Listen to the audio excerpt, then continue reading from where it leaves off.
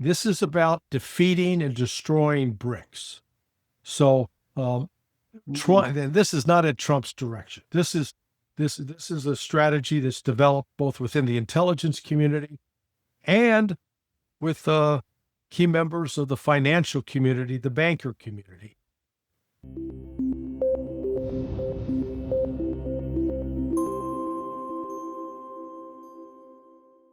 Larry Johnson, good afternoon to you, my friend. How are you? I am well. Thanks for having me.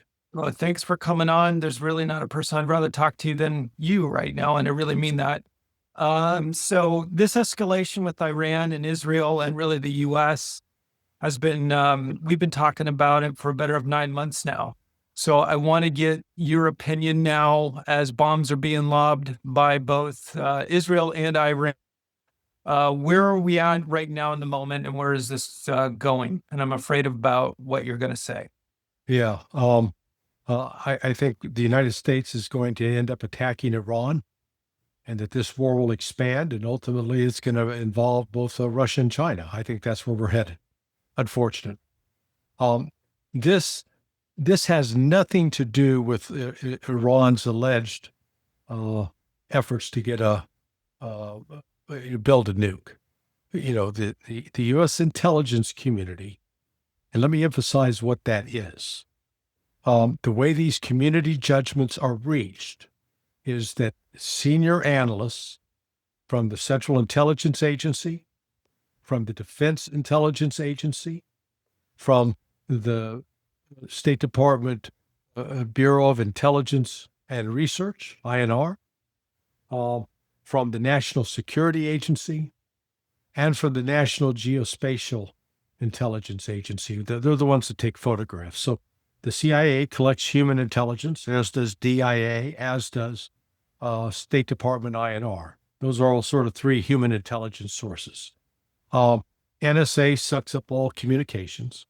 NGA gets overhead photography. So that's the all-source intelligence. And the way everybody weighs in and said, yeah, this is what we've seen that would suggest they have a weapon, or this is what we've seen suggesting that they're trying to build one. This is what we've seen suggesting that they're not. So when Tulsi Gabbard in March went before Congress and read that assessment, that wasn't Tulsi Gabbard giving her opinion. She had been sitting around drinking coffee with some folks and saying, hey, what do you think? No, this was a formal community judgment. Now, if CIA had disagreed, CIA or DIA or NSA, any of those could have submitted a dissenting opinion. They could have said, no, we disagree. We think you're wrong. CIA didn't do that in March. My concern now is the combination of Donald Trump, the other night on the plane, said, I don't care what Tulsi says. Well, it's not what Tulsi says, you dumbass. It's what the intelligence community, looking at all source intelligence, it's what they know. And they know it better than you do, Donald Trump. But no, he personalizes it. I don't care what she says. No, it wasn't her opinion. It was the opinion of those agencies. But more importantly, now we get the word that John Ratcliffe, the director of the CIA, is out telling people yesterday or the day before yesterday, oh yeah, Iran's on the 1 yard line. They're just about ready to get a nuke. The CIA, if that's what they believe, that should have been in the report back in March. It was not there. This is a classic case of a politicized CIA director twisting the intelligence to tell the White House what it wants to hear so that they can take us to war. That's where this is headed. So I want to work that out a lot more here. So this, and I would agree with you, this information, and I say this, I've been hearing about Iran having a nuke, it seems like, for 25 to 30 years. And Eddie, I can show, I don't know if you've seen it. I can show you the videotape. I posted it at Sonar 21 in one of my articles of Bibi Netanyahu since 1995, claiming that, Iran was just weeks away, a month away, a year away from getting a nuke. He's been doing that. He's been doing that shtick for 30 years, 30 plus years. Yeah, that's exactly. That's my memory as well. And so I'm very suspicious of this. So is Trump, is he acting on faulty intelligence, or is the CIA, the deep state, if you would, manipulating him into going into war? Is this all about Netanyahu, whatever legal problems and trouble he's in back in Israel, him being aggressive and trying to get out of this? So why is really what I'm trying to figure out. No, he's ignoring the intelligence. Tulsi Gabbard presented the intelligence. He's ignoring it.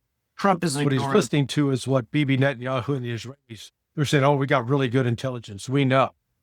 Oh yeah, you speak with a nice accent, so you must be more intelligent than us. That's sort of how ridiculous it is. Oh, so no, that's where he's going. But again, this has nothing really to do. The nukes are a distraction. This is Saddam Hussein play. We got to stop Iraq and weapons of mass destruction. This is that whole game plan. They pulled it off the shelf, dusted it off, updated it. Now it's Iran, not Iraq. Yeah, But that's what it certainly seems like. And I wanted to verify with somebody like yourself. And that's what I've been sifting through my head. Now, is the goal now, is it going to be regime change? And I don't know exactly what that means. Meaning, I mean, I'm assuming somehow getting the Ayatollah, the religious leaders out, as well as the military leadership out. What exactly are they going for regime change, and what exactly does that mean? yeah, it's broader than that. So most of your broadcasts, as I understand it, you deal a lot with the world of investment and finance, correct? That is correct. Okay, so this is where this is being played out. It's all about money, right? Not just about money. This is about defeating and destroying BRICS. So Trump, and this is not in Trump's direction. This is a strategy that's developed both within the intelligence community and with key members of the financial community, the banker community. So go back to 2022. Uh, BRICS was, they've been trying to get BRICS going for several years, but it's just sort of limping along. Russia starts the special military operation. We could go into details how that was provoked. But in response to that, then the West said, okay, we're going to do bone crushing sanctions. They sanction Russia. And lo and behold, they discover, much to their chagrin, Russia is self sufficient. Russia doesn't need a damn thing from the United States or Europe. It can build a healthy economy without having to rely upon imports or exports to those places. And its economy starts taking off. And they accelerate. They meet with Xi Jinping in January, February of 2023. And Putin and Xi hug it out there, and they pledge a level of friendship and cooperation never before seen between Russia and China. And then BRICS begins growing and expanding, and Iran now is part of BRICS. In January 17th, 3 days before Trump is inaugurated, Iran and Russia signed a comprehensive security agreement. And the key component of that is the development of this north-south transport corridor, a corridor that stretches from the Indian Ocean, Arabic Sea, up through Iran, through Azerbaijan, the Caspian, and through Russia up to St. Petersburg. The strong economic rationale for this is the import and export of goods in and out of Russia without having to go through the Black Sea, where they could be cut off by a NATO blockade, or having to go through the Suez Canal. It opens up another alternative. We saw just 2 weeks ago, China completed its first overland transport via rail from China, passing through Kazakhstan, going into Iran. So now you've got Iran and China linking up economically in this regard. So that there's that cooperation taking place. Militarily, you've seen Russia and China starting in really it was 2018, and officially in 2019 they did the first joint naval military exercise in the sea, in that Gulf of Sea of Arabia, I guess it's called, Indian Ocean area. And they've continued that every year since. So they did their seventh one in March of this year. Um, and the Iran is a critical piece on the chessboard. It's not a pawn. It's a knight or a bishop, or maybe even a rook, with Russia and China being the king and queen. And it is taking out Iran as a critical objective for the West to maintain its hegemony. Now, let's also look at the other events that have taken place in the last 3 months. I Please. do not believe in coincidence. The terrorist attack in the Kashmir by a terrorist group out of Pakistan going against India, that was designed to provoke a conflict between China and India, with Pakistan as the proxy in the middle. That failed. China and Pakistan actually have worked out differences over that. They didn't take the bait. But again, this, I believe, was another effort by this financial cabal in the West. Tom Luongo talks about it a lot, to try I've had Tom on many times. Yeah, so it tracks right with what I think his analysis is of trying to break up BRICS, because BRICS is growing. BRICS represents a fundamental threat to the Western financial order, the ability of the United States and the European bankers to control the system. We've already seen in May that SWIFT has been outpaced by CIPS. CIPS was that the cross-border interbank payment system. Why? Well, SWIFT is basically a buggy whip. It's old technology. It's not secure. Whereas CIPS is digital and it's using blockchain. And people are flowing to that, if for no other reason, because SWIFT's a pain in the ass to use. It's not efficient. And you end up spending more money just trying to move money around the world through an outdated email system. That's all it is. Right. And so here's China coming up with this. So you've got these developments, and then this week they're having the 26th annual St. Petersburg International Economic Forum. You got more countries there, more key leaders of countries. It's quite an event. I was fortunate to be there last year. I hope to be there next year. But it's the world literally comes together, is building a new economic order outside of the control of Wall Street, the IMF, and the World Bank. That's what this is about in Iran. That's what's on the table. Okay. So I'm agreeing with everything you said and also enlightened, if you would. It confirms a lot of my suspicion then. But work out a little more granular what is going on. And thank you. With all of that, really, just on the record, I hope that to educate all my viewers and listeners. Work out now, what's the short-term or any intermediate play here for both Iran and Israel? Because it seems like Iran has been very disabled, if you would, with the help of the U.S. Correct me if I'm wrong. You're wrong, but that's okay. You're human. Yeah, well, The error is human, my friend. Yeah, tell me where I'm wrong, and also what's the short-term and longer-term plays with both countries and the U.S. here? Okay, so Iran is Muhammad Ali doing rope-a-dope. Israel's not even a Joe Frazier, but Israel's punching itself blind, trying to destroy Iran. The problem is Iran is bigger, both physically in terms of geographic size. It has abundance of resources, which Israel does not have. It's got 10 times, 11 times the population of Israel. And it's got a missile supply that Israel can't even begin to match. And every time Iran fires one of those missiles into Israel, Israel's air defense system tries to defeat those. And we've seen upwards of 10 to 12 air defense missiles from Israel being launched to try to stop one inbound, and they fail to stop it. Now, there's the problem. Those missiles that Israel's firing, the Arrow missiles, the Patriot missiles, those are in very limited quantities and supplies.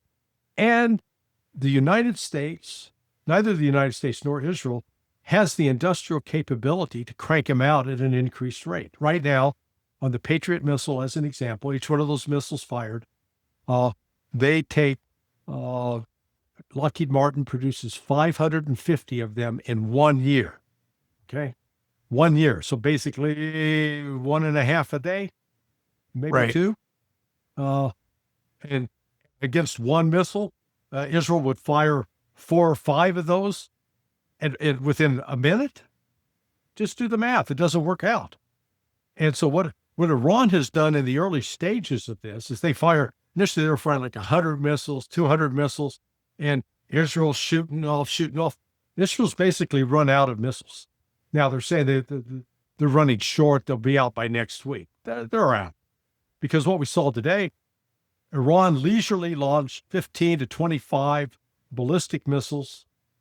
They struck their targets. They were not intercepted, despite Israeli claims to the contrary. So let's just do the size difference, that differential. Israel with 7 to 8 million people. I don't know how many are still left because a number have fled overseas.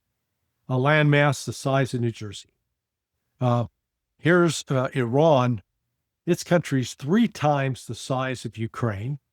Mm-hmm. Its country it's larger than Alaska, which is a huge landmass in the United States. And then it's got 92 million people. So if Israel's having to sit and try to hit targets in this enormous landmass of a country, they've got finite Air Force resources. They got finite missile supplies. They don't have unlimited supply. They can't bomb everything. And we've got a perfect current example of what this means. Look at the disparity of force between Russia and Ukraine. It's really comparable. And we've seen Russia has bombed the hell out of Ukraine over the last 3.5 years. Mm-hmm. Yet Ukraine's still intact. They haven't collapsed yet. And the cities aren't all on fire and people aren't fleeing to the countryside. So it just goes to show that with the level of firepower that Russia has against Ukraine, Iran is as strong as Ukraine is militarily. At right? least. At Right. least. Now here's the other thing that Western intelligence is completely blind on. How many missiles does Iran have? Since I know from my own personal experience working on military exercises more than 20 years ago, where we were looking at how would we attack an Iranian nuclear facility buried underground. Okay, this goes back 20 years. They've been doing this for 20 years. They're building their missiles underground, and they're storing their missiles underground. The only way the West would know how many missiles the Iranians have stored underground is if we got a human source that was part of that process, like their accountant that kept track of them. And to my knowledge, we've never had that. Or we got a signal intercept of them saying, yeah, we produced 200 today and 100, to my knowledge, we don't have that. We don't know exactly how many they have, but my estimate, it would be in the tens of thousands. So that's what Israel's up against. That's why, the initial blow on Friday was carried out with U.S. assistance with a cyber attack, but what was anticipated in the West is taking Iran out of the picture for a week. The Iranian technicians, with the assistance of Russians, got it back up and running in 8 to 10 hours. So that was the first surprise. Second surprise was they didn't think Iran would be able to launch any effective missile strikes. That hasn't happened. So right now you've shut down Ben Gurion Airport, really the only international airport for Israel, apart from some of its military bases. The port in Haifa is shut down. A port and refinery in Haifa is shut down. Key government buildings Weissman Center, a technology, sort of the nuclear technology building was destroyed. There have been hits today on Israeli military headquarters located near the Ministry of Interior and the parliament. So, yeah, while Iran is putting on this brave face, man, we are kicking ass and taking names. There's a reason they're come begging the United States. Oh, come help us, come save us. We can't do this. We need you. Because they can't do it. Yeah. It really seems like if it's not already, it's inevitable that we're even more involved than we already are. And pains me to say that it looks like, again, you mentioned Iraq 2.0. I just pray to God that there's no troops on the ground, but it's almost like that's going to be inevitable if it's not happening already under covert operations. Yeah. Yeah. I'm not supposed to say yeah. No, I mean, I'm not laughing. I'm just laughing at disbelief. It's just so crazy. well, look at what, again, the Western impression, the way Iran is presented to the rest, it's all a lie. And one of the big lies is, oh, they're this oppressive Islamic state. There's no freedom. This massive authoritarianism. Really? Then how the hell did Israel run around and recruit all these operatives to carry out terrorist attacks inside Iran? Because in fact, the people I've talked to that have been there within the last month and a half, Pepe Escobar, Alistair and Aislinn Crook, husband and wife, Max and Anya Blumenthal, husband and wife, Glenn Deason, a Norwegian history professor. I've had him on. Yeah, so they've all been there. They were all part of a conference. Dimitri Lascaris has also been there. And what they've seen is Iran's actually a very open society.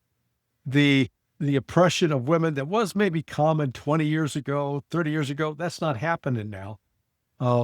Aislinn and Anya, they felt comfortable going without headscarves. And I forget which one of them told me that they're on the subway and they're watching, this young couple's making out on the subway, just like kids would in North America.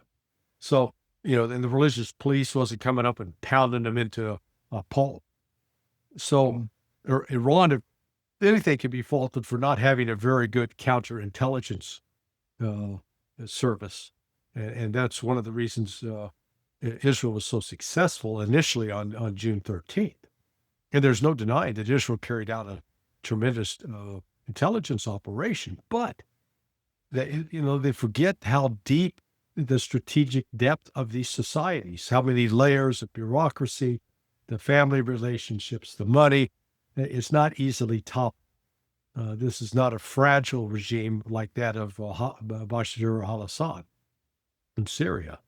So, and then the West is perpetuated with the lie that Iran's the number one sponsor of terrorism. It is not, period. I can lay the data out with respect to the claims about Hamas, claims about Hezbollah. The largest terrorist entity in the world today is, if the definition of terrorism, the infliction of violence on civilians for political purposes, that would be Israel, followed in a close second by the United States. And neither would like to hear that. But as I said, if that's the definition of terrorism, just look at who's killing civilians, who's causing the mayhem. Not Iran. Iran has not invaded. In fact, Iran hasn't invaded a country since Iraq, right? 40 years. They didn't invade Iraq. The war that was started in 1981 was started by the United States. Yeah, right. We armed Iraq, encouraged Iraq. We gave Iraq the chemical weapons, for God's sake. Right. And we supplied Iraq with intelligence. I know, I was very good friends, close friends with Patrick Lang, who'd been the chief of the Defense Intelligence Agency's Middle East section, but he was the one who actually hand carried the intelligence to Iraq to be used in planned military operations against Iran. So there's, that's not my word or my imagination. That's a fact. Let's work out the tactics and the strategy here. And I'm putting on my taking off my humanitarian hat, if you would, which Yeah. I'm just, on the record, I am completely against this war, and I'm pretty much completely against all war, with specifically against national defense when we're looking at invasion here, which this is not the case. But um, this is so not only ridiculous, but it's just extremely tragic with the loss of human Yeah. life. Yeah. Take off that the strategic point of view and the tactics here. So Iran, if I'm not mistaken, correct me if I'm wrong, they started attacking tankers, oil tankers in the Straits of Hormuz. So what does that look like? Meaning, do you expect that to continue? Or is that Iran, or is that a false flag?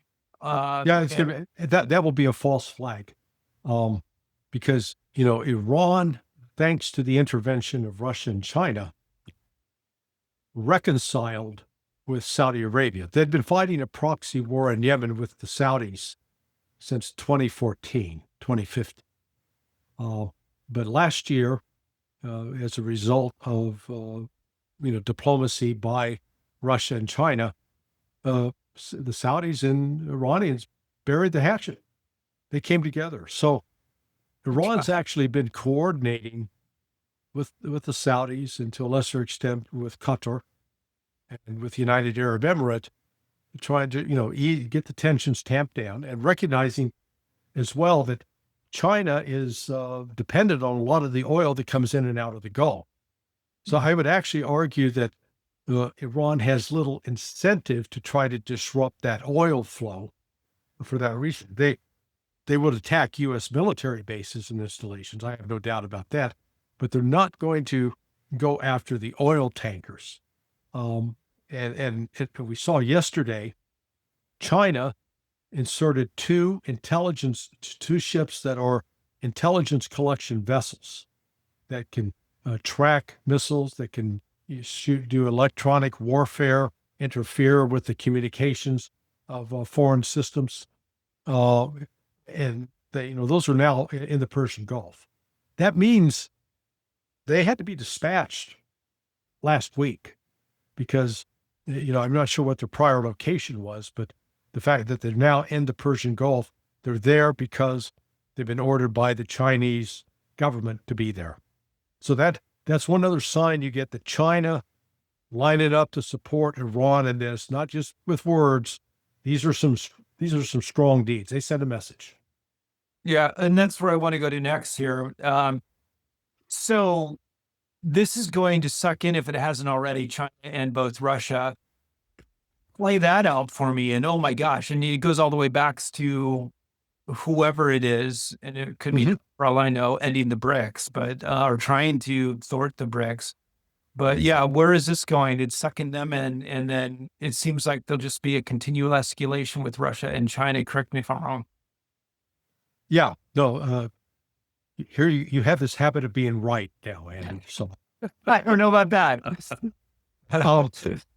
So let's go to January 17th, when Russia and Iran signed this security cooperation agreement.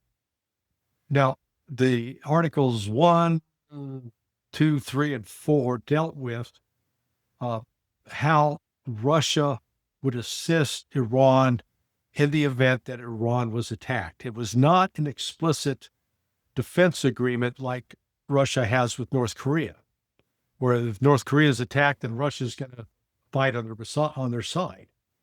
Now, the language is very nuanced, but it still leaves a door open that Russia can help. Well, we found out this week from Vladimir Putin. He was speaking 2 days ago with a group of foreign officials. They were asking lots of questions, and one of the questions was about this. And he said, look, we were ready to sign a defense pact with Iran, but Iran didn't want to. And in my conversation with Alistair Crook yesterday, he sort of enlightened me on why. Because Pezeshkian and they're this group of, let's call them moderate to liberal Iranians. And they actually saw signing a defense pact with Russia as a real potential irritant with the West, with the United States. And they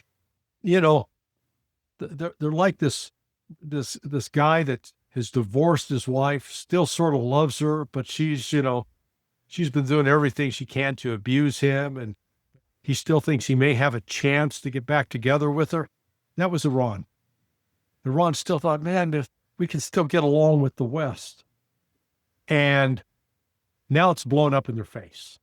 Now they realize that the odds are that the previous president was murdered by a joint Israeli plot out of Azerbaijan, and that this recent attack to decapitate the government was carried out with the full cooperation of the United States, Great Britain, along with Mossad.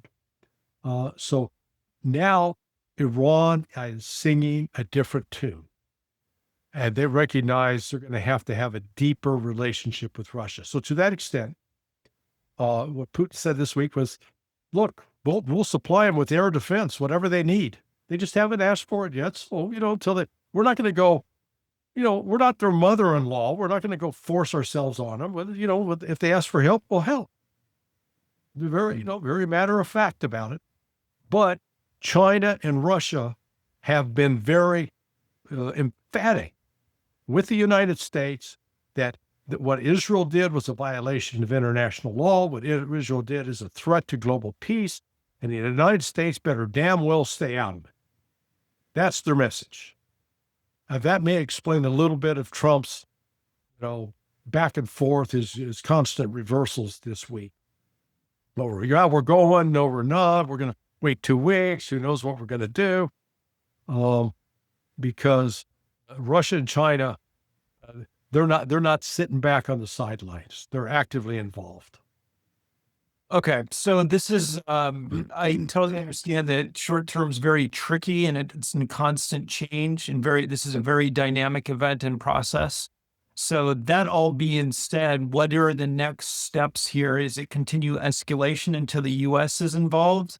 Yeah. Or is No, yeah, I'll cut to the chase. Yes, it's going to be, the escalation is going to continue because what you're going to see, Iran is going to continue to just blast Israel. they've had enough. Israel has never experienced anything like this. Mhm. And notice that Iran is not attacking around the holy city of Jerusalem. Mhm. They're attacking Tel Aviv. They're attacking Haifa. They're attacking Beersheba. They're attacking Dimona. They're attacking the airfield at Nevatim. They're attacking a broad base across Israel, going after military, intelligence, and industrial sites. And they just hit Microsoft headquarters yesterday or early this morning, East Coast time, and that was connected to the Israel's version of the National Security Agency, Unit 8200. So it's really taken some hits. At some point, Israel's going to be in a desperate panic situation. If they're not already. And I think the pressure from the Congress will be such that Trump will be compelled to do it, even though there's been some in his administration. I think Tulsi, at least I hope it's Tulsi, have been warning, don't do it. Now, what's really interesting, have you been tracking sort of the MAGA support crowd that's turning against Trump? Yeah, I have. I've been listening to Tucker just recently, and also I find it interesting that Tulsi, as far as I know, correct me if I'm wrong, she wasn't a part of these decisions or talks. She was they shut her out. Candace Owens, Charlie Kirk. I saw a real interesting exchange with, Kirk was talking about how we need to stay out of this war, and this is what led to the collapse of the Roman Empire and the Persian Empire and the rise of the Islamic Caliphate in the 7th century. And Mark Levin wrote him, "Oh, Charlie, what's happened to you? Come back to our side." Well, Charlie Kirk, to his credit, is intellectually consistent on this. Matt Gaetz, there is strong opposition at a significant level in the Republican Party, that in the Trump MAGA party, against getting involved with any war with Iran whatsoever. Strong. And I saw that firsthand this week. I did a speech on Wednesday before the in Manatee County, the Lakewood Ranch Republican Club. And I got into this a little bit. And I was surprised at the end, the number of people that came up to say thank you and that they agreed and that they were really concerned about what Trump was doing. Yeah, So, count me one of those people. Gosh, huh? count me as one of those people, and Yeah. but count me as one of those people. I want nothing to do with this. Yeah, and it is.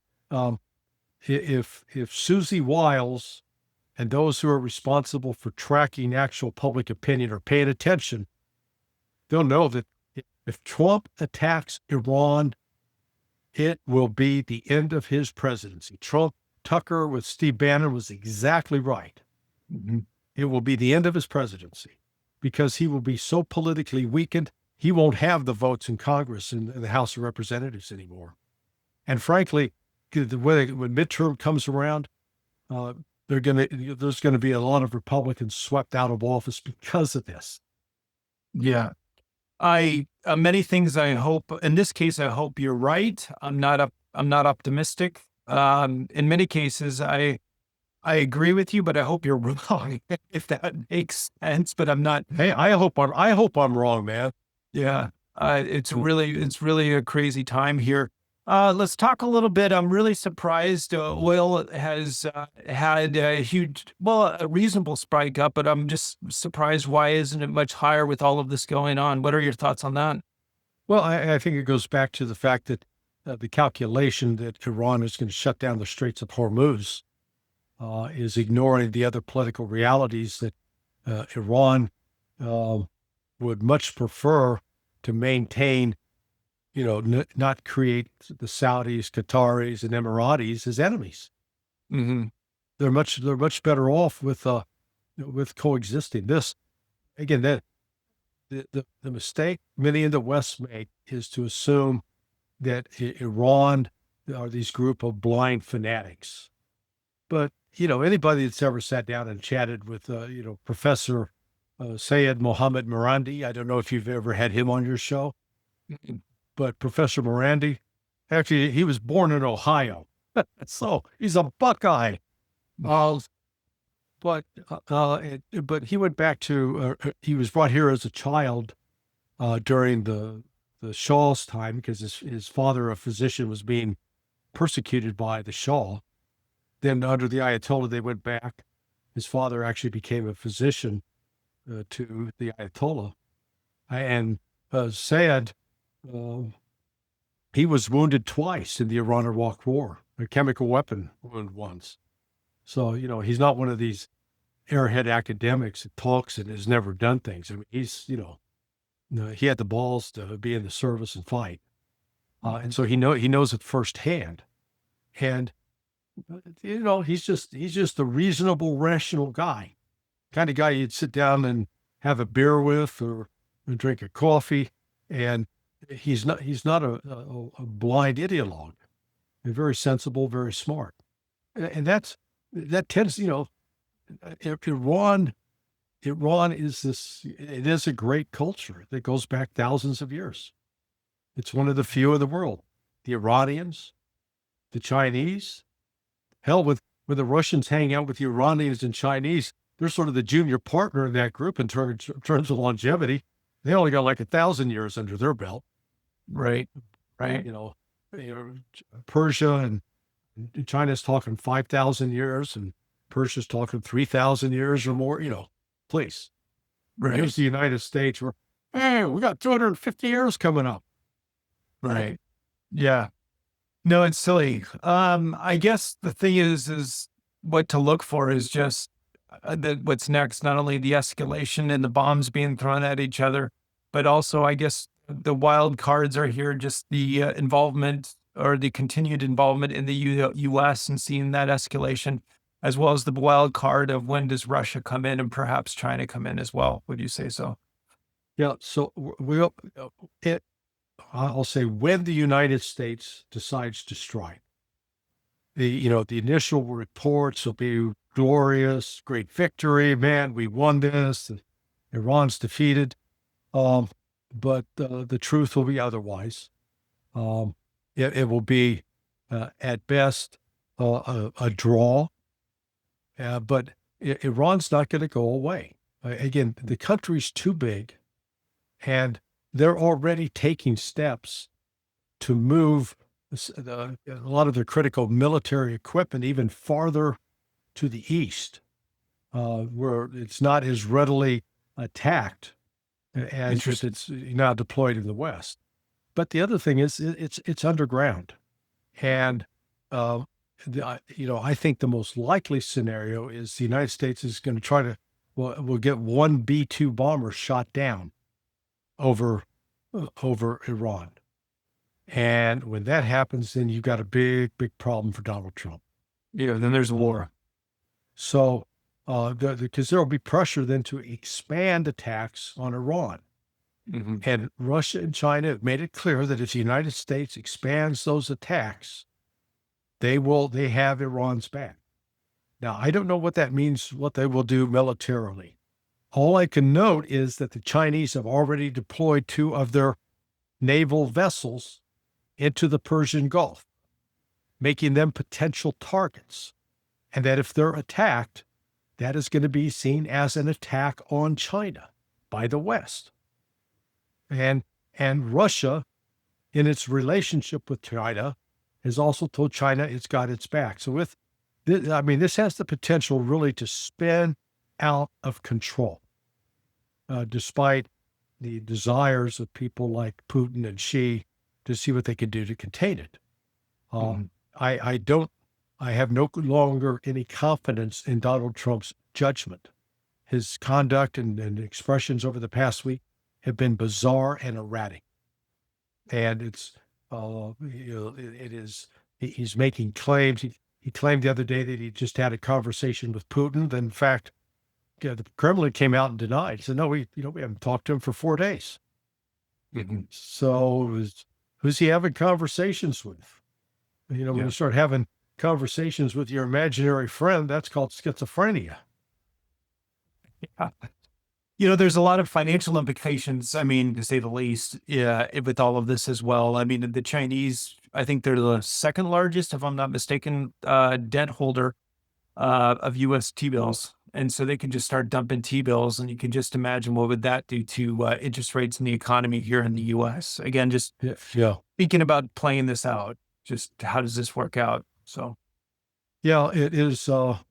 Have you focused much on Tether and that stable coin? a little bit, yes. Yeah, because my understanding is now they're doing as much volume outside of the control of the United States as the Fed is.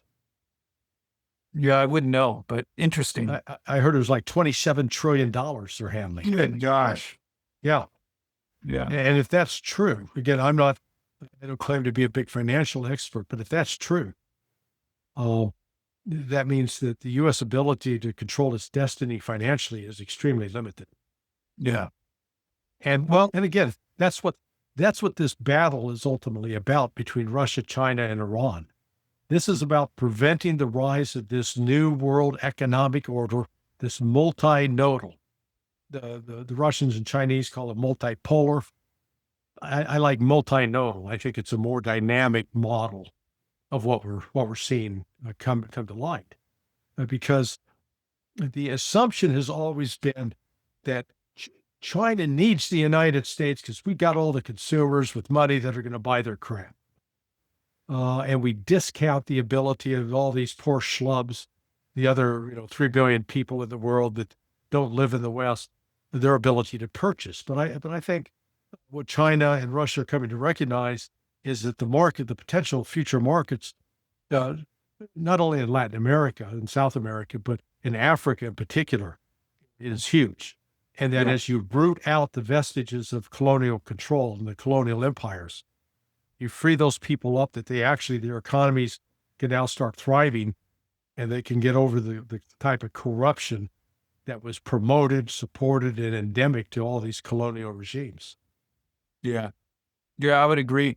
Well, Larry, I've kept you too long. I want to give you my thanks. How do people come and find you if they don't know about you already? How do If they they do? go look at sonar21.com, sonar21.com, that's the mothership, and you can get to all my other links from there. Excellent. I will put all of this in the show notes below on the YouTube channel as well as the Apple and Spotify channels. Larry, again, I want to thank you. You are one of my handful of people that I trust and go to in situations like this. Unfortunately, this is playing out as you have suggested over the past several months. And I'm regretful of that, actually. And here we are. And it just, to say the least, it's a scary time, and it's also, yeah, it's how do you do Yeah, this? It's very dynamic. It's very dynamic, constantly yeah. changing. The pucker factor is high. I always used to say when the pucker factor got great, that if you had a bag of coal, you stuffed it up your rear end, you could have diamonds. Right? Uh, let's hope we enter a phase where we don't make as many diamonds. Okay. That's right. Larry, I want to thank you so much for your time. I'd love to have you on again very soon as this process unwinds and, well, perhaps escalates.